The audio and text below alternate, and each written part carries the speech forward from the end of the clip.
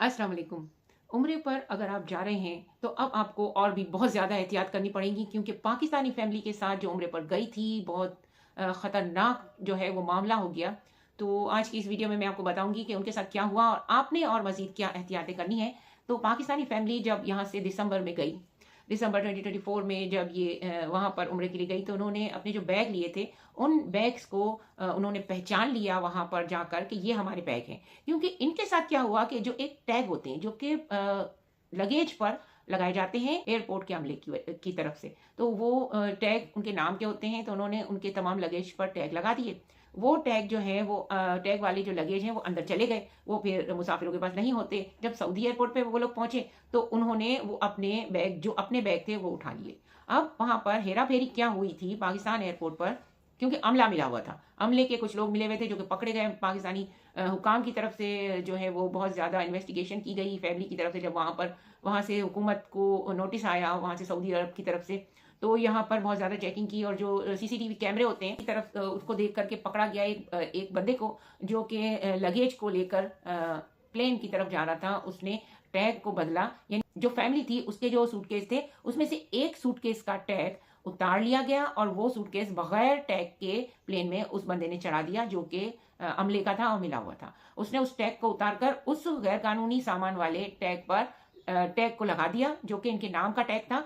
इनके सूटकेस से उतारकर गैर कानूनी सामान वाले सूटकेस पर लगा दिया। अब उसमें थी जो है वो मंशियात, तो जो कि उस सूटकेस में मौजूद थी। अब उस पर इनके नाम का टैग लग गया। अब वो जो सूटकेस था इनका तो था नहीं, इसलिए उन्होंने वहां से कलेक्ट किया नहीं। वो सूटकेस वहीं पर रह गया, यानी कि सऊदी एयरपोर्ट पर, जद्दा एयरपोर्ट पर रह गया।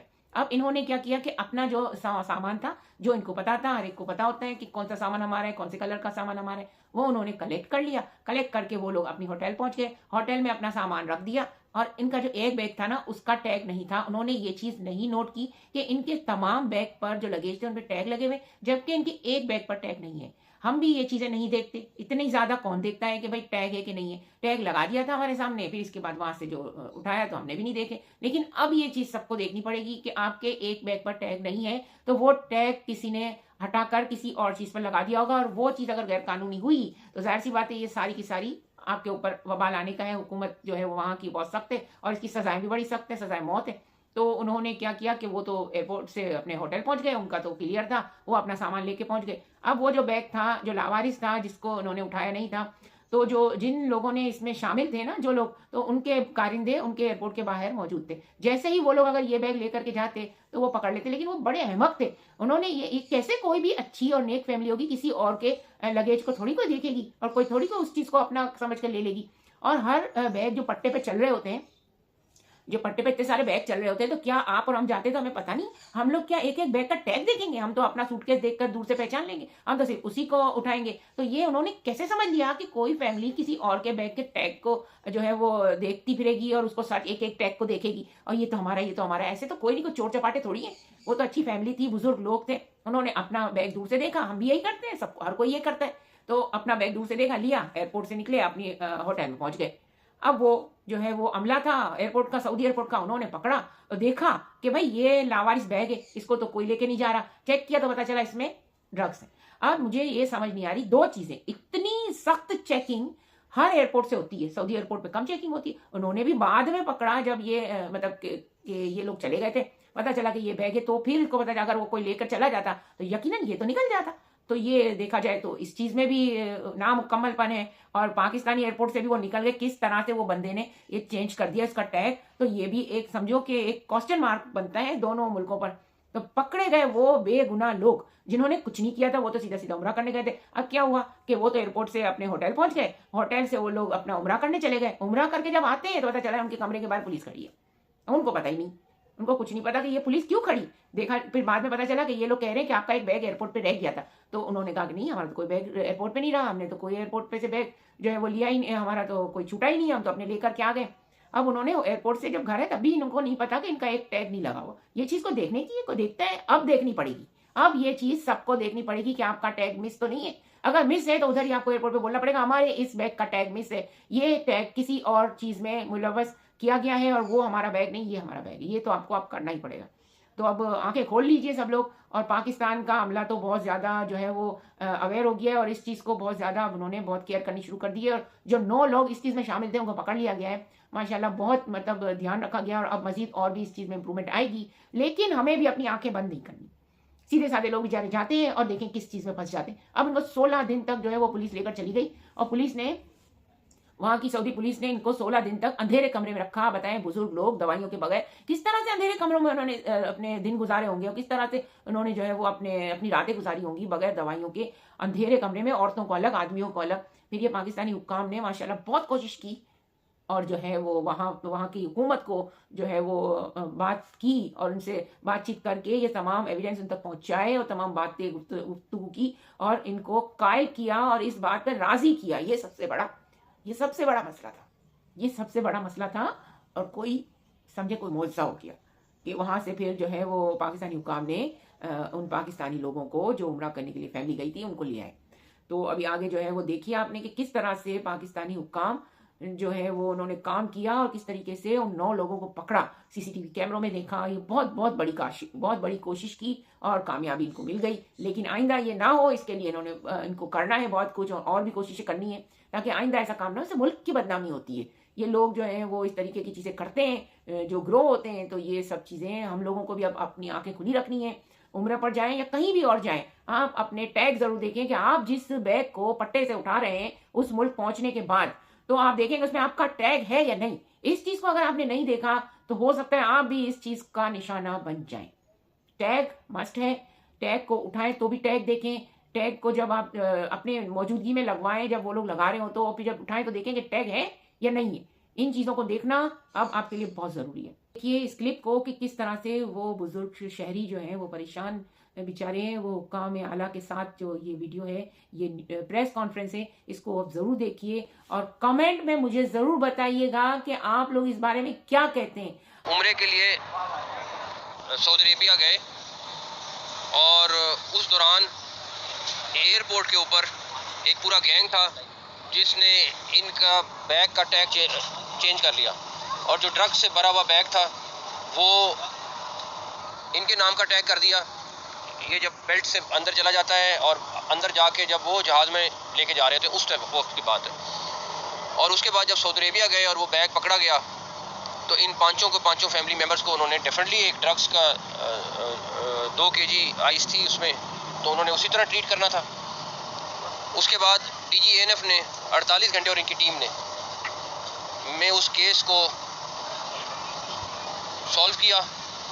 उसके बाद सऊदी अथॉरिटीज़ के साथ उन्होंने रब्ता किया और उनको कन्विंस करना एक बहुत मुश्किल काम था बिकॉज ये बड़ा कॉम्प्लिकेटेड सा केस था। आज आप तो मैं चाहूँगा पहले DGANF थोड़ा सा आपको इसके बारे में बता दें और उसके बाद आप इनसे खुद सुने कि ये इनके साथ किस तरीके से इन्होंने मुसीबत के वो दिन गुजारे, किस तरीके से अल्लाह ताला ने इनकी मदद की और किस तरीके से उसके बाद ANF की टीम DGANF इनको पाकिस्तान वापस लेके आए।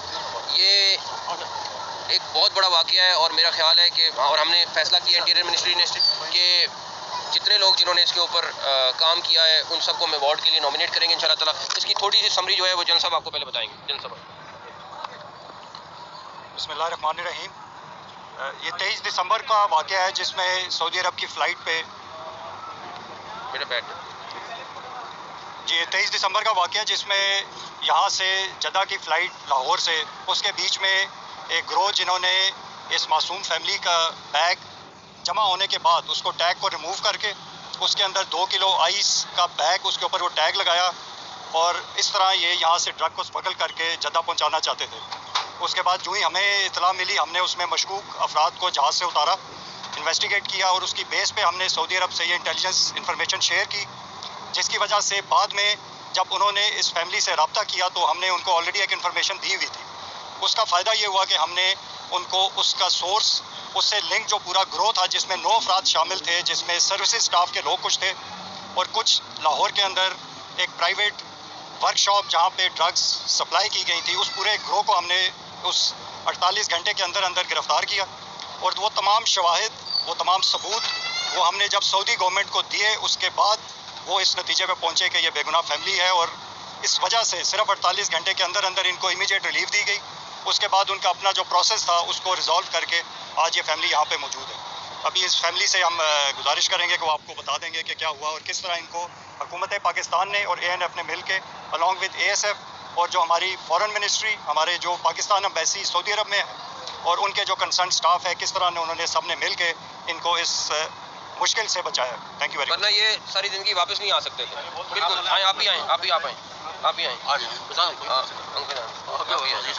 चलिए आप ही आप बताएं।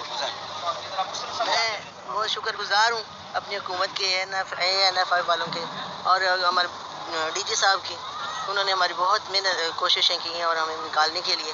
बहुत मुश्किल हालात थे हमारे बहुत मुश्किल हालात थे। बड़ी मुश्किल से हमने वो टाइम गुजारा, वो हमें पता है और अल्लाह जानता है। हम सोच रहे थे कि वहाँ से हम निकल ही नहीं सकते, ये हालात थे। और वहाँ 20 साल उम्र कैद हम सुन के और परेशान हो गए, लेकिन हमारी हुकूमत ने हमारी बहुत मेहनत की है। हमारे लिए DG साहब और मोहसिन नकवी साहब सब ने हमारी बहुत हेल्प की है और उनके बहुत मशकूर है कि अल्लाह ताला उनको अजर दे। लाखों करोड़ों दुआएं करेंगे उनकी फैमिली के लिए।